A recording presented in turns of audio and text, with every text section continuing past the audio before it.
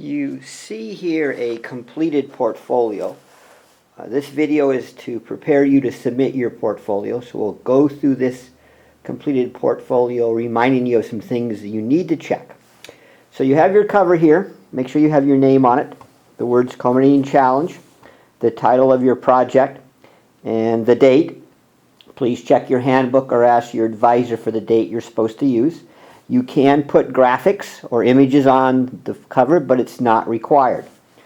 When you open up your binder, the first thing you may notice is that there are tabs for your 4 sections. They should be visible when you open your binder up. The first document will be your table of contents. Make sure you have used the dot leader command to put your dot leaders in.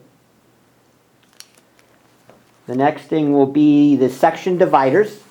And each section should tell the reader what is going to be in the section. So here we have section 1, letter of introduction, resume and references, letter of recommendation, the job cover letter, the job application, your college or scholarship application, your choice, and of course your career cruising report. So here's the letter to the panelists. Typically these are 2 pages. Make sure you have the correct second page heading and that you have signed your letter. You then have your resume, letter of recommendation. This person had then your job cover letter. Make sure it's signed.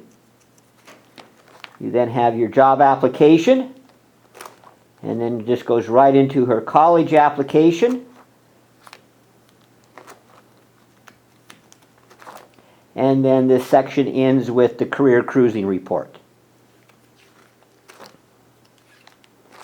Okay, section 2 can be the best works, your junior research paper, and if you had to do additional research and mentor interview. Remember, these 2 items are in fact optional for some students. Okay, so we have the best work form, properly filled out. Make sure you have the numbers circled and the goals checked, and then include the best work. And then here's best work number 2 form. Again, checking that the scales are circled, the box is checked, and then include the best work. JRP cover sheet, just let people know your JRP is following. And then you will have your JRP, including the work cited. Okay, this person had to do additional research and a mentor interview, so here is the additional research form number 1. Again, make sure the box is checked. If it is a web source, remember you have to print out the web source. AR number 2, AR number 3,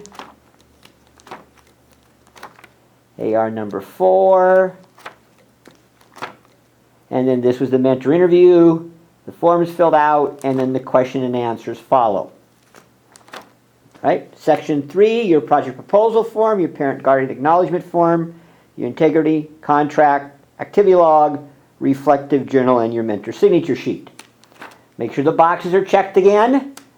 Signed by your wacko instructor, Mr. O.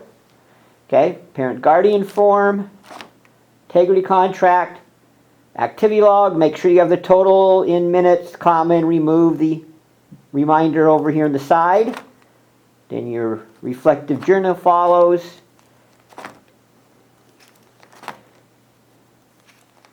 Including the last required summary entry. And then there is the mentor signature sheet, completed 3 times by your mentor.